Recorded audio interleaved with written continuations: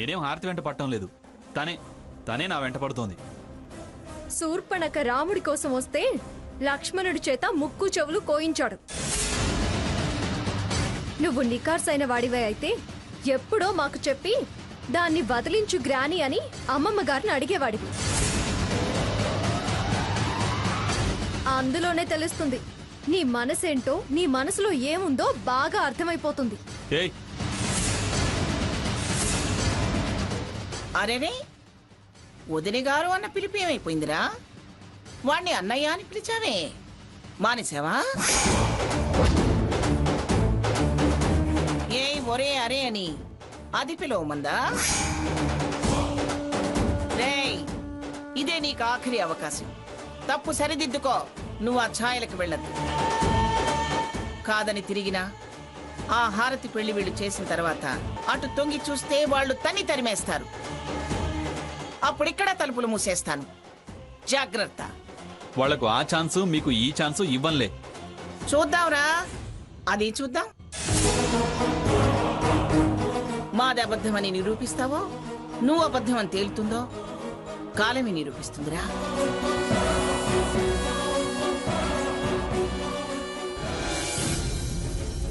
నమస్కారం గారు. నమస్కారం. నమస్కారం. ఎవరు మీరు? అన్నమాచార్య ఫౌండేషన్ నుంచి వచ్చాం. మీరు మీ మనవరాలు సీతగారితో కలిసి దేవుడి కళ్యాణానికి వచ్చారని, ఇక్కడున్నారని తెలిసింది. అందుకే మిమ్మల్ని కలుద్దామని వచ్చాం. చాలా సంతోషం. మీరు పెద్ద మనసు చేసుకుని ఆర్థిక సహాయం అందిస్తే చాలు. అంటే స్వామివారి కళ్యాణోత్సవ సప్తాహం కదా,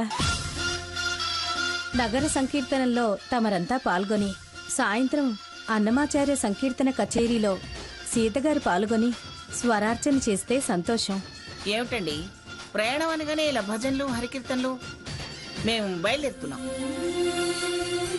స్వరార్చన సకల సౌభాగ్యాలిస్తుంది, సంకీర్తన మోక్షం ప్రాప్తింపజేస్తుంది, దైవానుగ్రహము కలుగుతుంది. మేము కళ్యాణం చేయించాం. స్వామివారి అనుగ్రహంతో మాకు ఆశీర్వచనాలు కూడా అందాయి. సీతగారు ఉత్తమ కళాకారిణి, స్వర సంస్కారం ఉన్నవారు, సంగీత నిధి అని వచ్చాం. గళ సాకారం భగవంతుడి కృపకు పాత్రురాల్ని చేస్తుందని ఆశించి వచ్చాం. అన్నమయ్య సంకీర్తనకు ముగ్ధుడై స్వయంగా స్వామివారే సంకీర్తనాచార్యుల పల్లకీ మోశారని తమరికి తెలుసుగా. ఇంతకు మించి పెద్దలకు మేమేం చెప్పగలం? చూడండి, మీరు ఇలాంటి సెంటిమెంట్లు చెప్పి మమ్మల్ని ఆపే ప్రయత్నం చేయొద్దు. అవతల మేము రిజిస్ట్రేషన్ ఆపుకొని వచ్చాం. ఆ పని మీద మేము త్వరగా వెళ్ళాలి. నానమ్మా, ఎవరికి ఇబ్బంది లేని ఐడియా ఒకటి నేను చెప్పనా? ఏమిట్రా అది? మీరు ప్రయాణం ఆపొద్దు, బయలుదేరండి. నేను సీతకు తోడుండి కచేరీలో పాడించి తీసుకొస్తాను. భగవంతుని కార్యం శుభం జరుగుతుంది అంటున్నారు. కాదని వెళ్ళడం కూడా తప్పు అనిపిస్తుంది. స్వరార్చన అనంతమైన పుణ్యం. మామూలుగా మంత్రాలు చదివితేనే పూజ అవుతుంది. అలాంటిది సంగీతాన్ని జోడించి రాగాలాపన చేస్తే జన్మ ధన్యం అవుతుంది. కళ భగవంతుని వరం. దాన్ని ఆయన సేవకే వినియోగిస్తే ప్రసన్నుడవుతాడు. అవునానమ్మా, దానికి ఉదాహరణ అన్నమయ్య, రామదాసు, కాళిదాసు. ఇంకాపరా, మరి నాకేమీ తెలియనట్టు అంత పాఠం చెప్పాల్సిన అవసరం లేదు. మీకిష్టమైతే నాకే. అలాగే నువ్వు సీత ఉండి ఆ కార్యక్రమం చూసుకుండండి. సీత రేడియో కళాకారిణిగానే కాదు, పిఠాపురం మంగమ్మ గారి మనవరాలిగా అందరికీ తెలిసేలాగా ప్రతిభ చూపించుకొనిరా. నువ్వు పాడింది సీడీ చేసుకుని వనిరా, నేను విని తరిస్తాను. మీ కోరిక నెరవేరింది, సంతోషమేగా? అంత మాట ఎందుకమ్మమ్మ గారు? నన్ను పాడమంటే మీ ఎదురుగానే కూర్చొని పాడతాను కదా. నాకు వినాలని ఉంది, కానీ మన హరికథలన్నిటికీ మంగళం పాడాక అప్పుడు పాడదుగాని ప్రశాంతంగా వినొచ్చు. మీకు అంతగా వినాలని ఉంటే మీరు కూడా ఉండొచ్చు కదా అమ్మమ్మ గారు. అవతల పనుందన్నానుగా, 10 సార్లు కాదు కుదరదు అనిపించకండి. వెళ్ళొస్తామండి. గోవింద గోవింద అవును, స్వర్ణ ఈయన ఏరి? భక్తితో అన్ని గుళ్ళు తిరిగారు కదా, అన్ని గుళ్ళలో ప్రసాదం అంతా ఒక చోట పెట్టుకుని శుభ్రంగా ఆరగించేసి భక్తాయసంతో పడుకొని ఉంటారు. ఇక అదేమో ఉట్టి మనిషి కూడా కాదు కదా. పదరా పద, హోటల్ దగ్గరికి వెళ్ళి వాళ్ళని ఎక్కించుకుని తీసుకెళ్దాం. పద.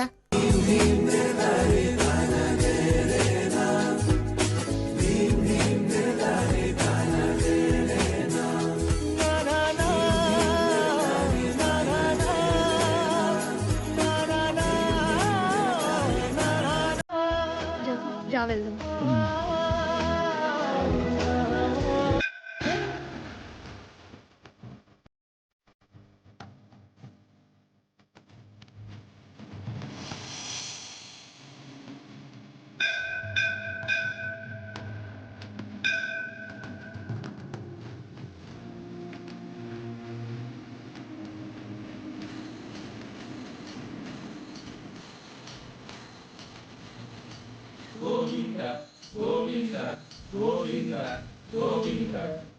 నమస్కారం శారదాదేవి గారు. నమస్కారం అండి. మీరిక్కడ? ఈ సంవత్సరం నగర సంకీర్తన, స్వరార్చన ఈ పుణ్యస్థలంలో జరిపిస్తున్నాం. మీరు? దేవుడి కళ్యాణం చూడటానికి వచ్చాను. మా అదృష్టానికే వచ్చారు. అదేంటి? సంగీత సరస్వతులిద్దరినీ ఇక్కడ కలవగలిగాం. సంగీత సరస్వతులా? అవునండి.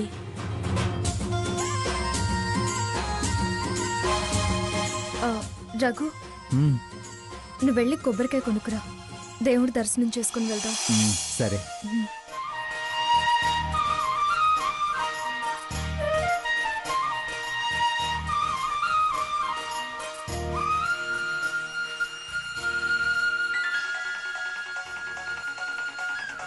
ఒక నిమిషం ఫోన్ మాట్లాడొస్తాను. అలాగే. చెప్పండి సీత గారు. మీరు బయలుదేరారా? లేదండి, ఇప్పుడే దర్శనం అయింది, బయలుదేరబోతున్నాం. ఆ, మీరు ప్రయాణం అవ్వద్దు. ఏ? అత్తయ్య గారికి సంగీతం అంటే చాలా ఇష్టం. ఆవిడ కచేరీ విన్నాక తీసుకెళ్తారు కానీ కాస్త జాగ్రత్తగా ఉండండి. నేను రఘురాం వెళ్ళడం లేదు, ఇక్కడే ఉంటున్నాం. అమ్మమ్మ వాళ్ళందరూ వెళ్ళిపోయారు. అలాగే అండి, నేను చూసుకుంటాను. అలాగే, బాయ్. బాయ్. సీత, రఘు, కొబ్బరికాయ ఏది? లోపలే తీసుకోవాలంటే టోకెన్ ఇస్తారంట. రా.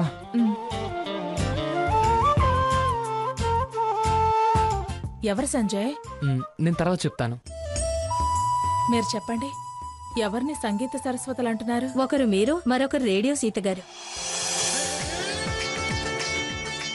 సీత గారా? అవునండి.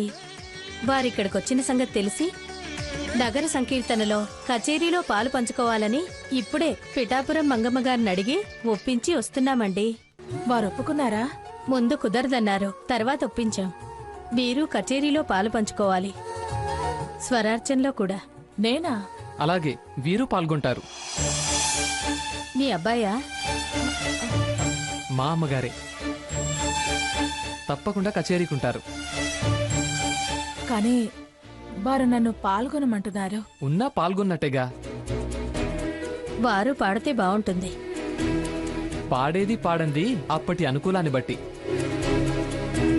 పాడకపోతే ఉండొద్దంటారా ఏంటి? అయ్యో, ఎంత మాట! వారెలా ఉన్నా కచేరీకి నిండుదనమే. అయితే ఖచ్చితంగా నిండుదనం వచ్చినట్టే. సంజయ్, అమ్మా, కారణం లేందే నేనుండమని చెప్పను కదా. నా మాట వినండి.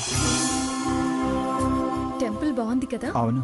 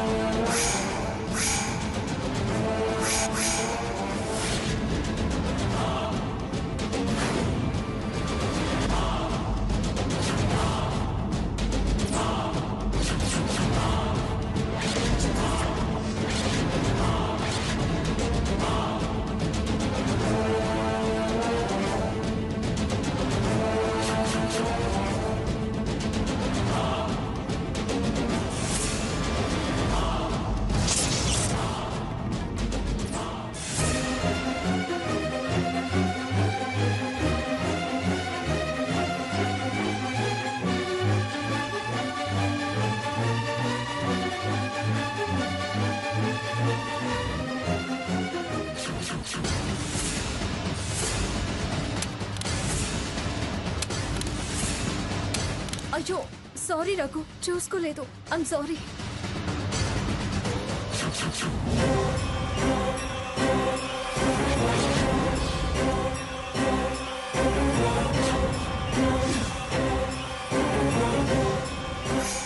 రఘు ఏది టివు? అయ్యో సారీ రఘు, నేను సెట్ పర్వాలేదు చేస్తాను. సీత, నో ప్రాబ్లం, నేను సెట్ చేసుకుంటాను. ఇదిగో రఘు. రఘు ఇవ్వు, నేను సెట్ చేస్తాను. ఇలా ఇవ్వు. పర్లేదు, నేను చేసుకుంటాను. నేను పాడి చాలా రోజులైంది.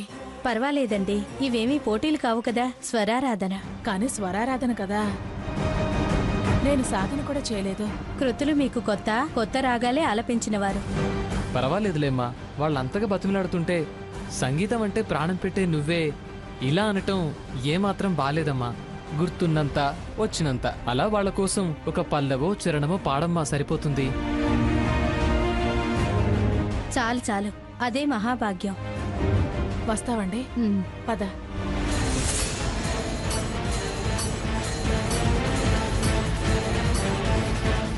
రఘు పద వెళ్దాం. ఆ భజన బృందం వాళ్ళు ఎదురు చూస్తుంటారు. రా. ఫోన్కి ఏం కాలేదు సీత, బానే ఉంది.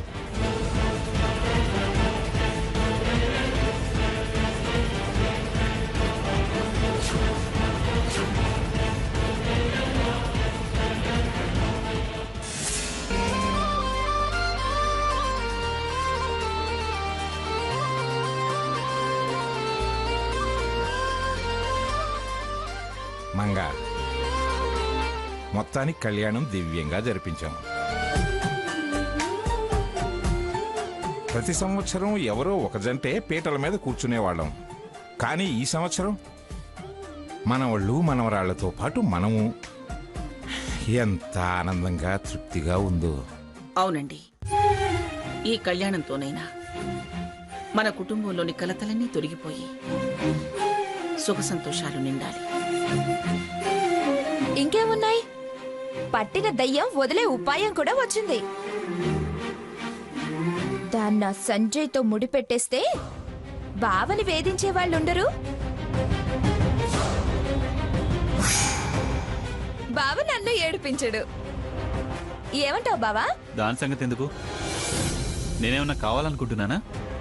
వెళ్ళిపోతే నేను మంచిదనే అనుకుంటున్నాను.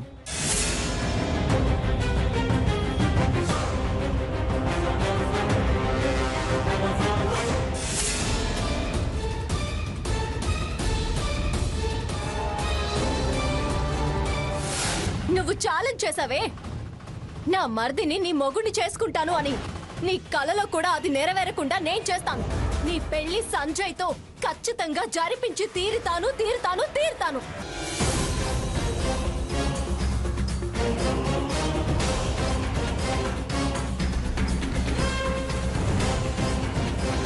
వాళ్ళ ముందు వాళ్ళ మాట, నా ముందు నా మాట మాట్లాడే 2 నాలుకల వాడివి. ఇంకా నిన్ను నమ్మటం అంటే కుక్కతోక పట్టుకొని గోదారి ఈదాలనుకోవడమే అవుతుంది. సంజయ్ పద. నువ్వు అతనితో వెళ్ళడానికి వీల్లేదు. ఆ మాట అనడానికి నువ్వెవరు?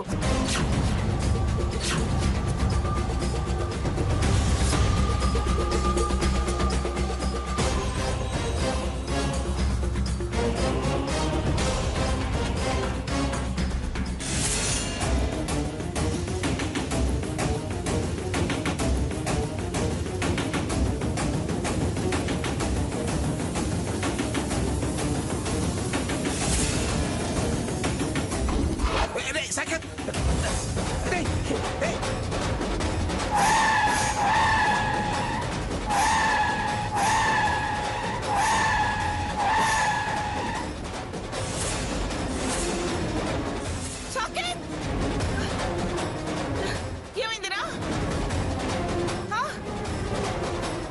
ఏమైంది?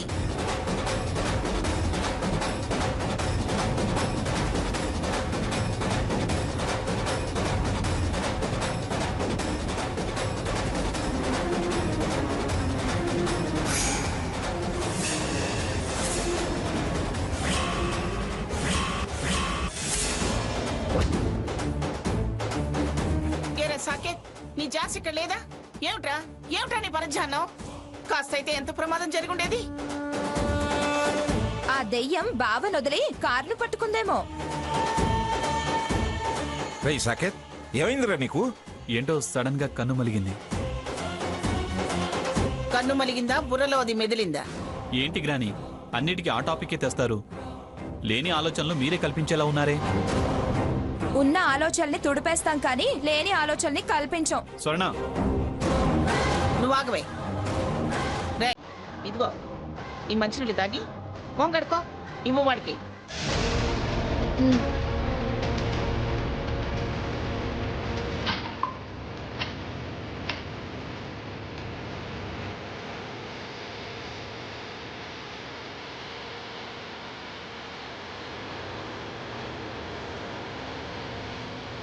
రేయ్ సాకేత్, కాసేపు నన్ను కారు నడుపుకుంటావా?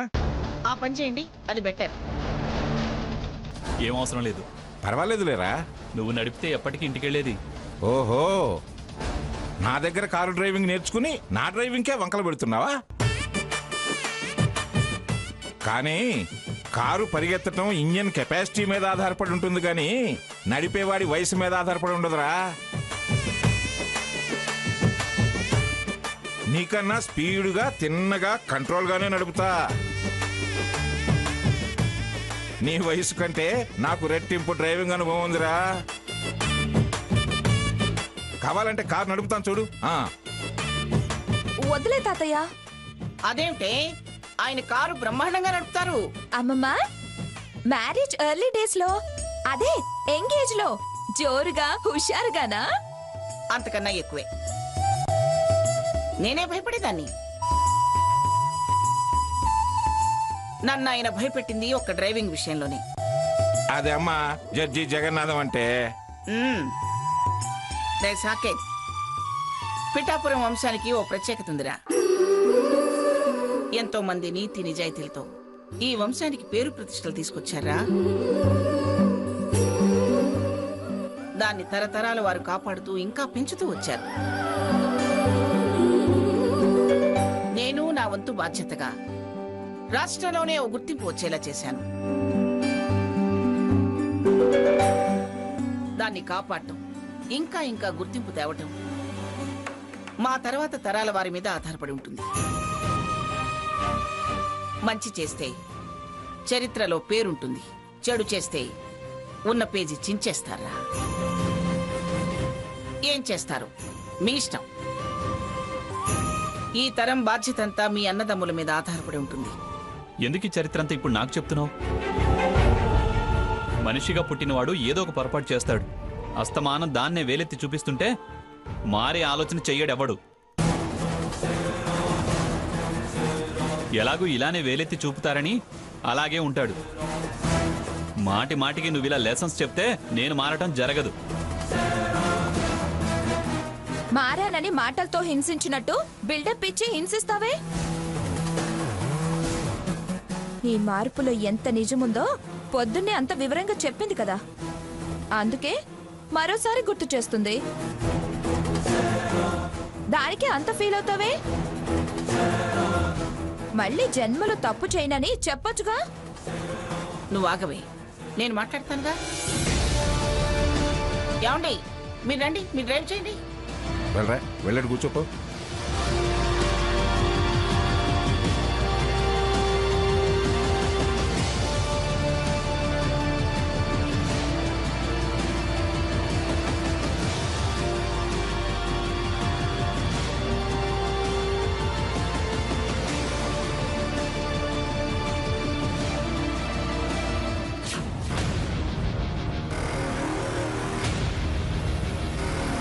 ఏమండి, ఒకసారి కారాపండి.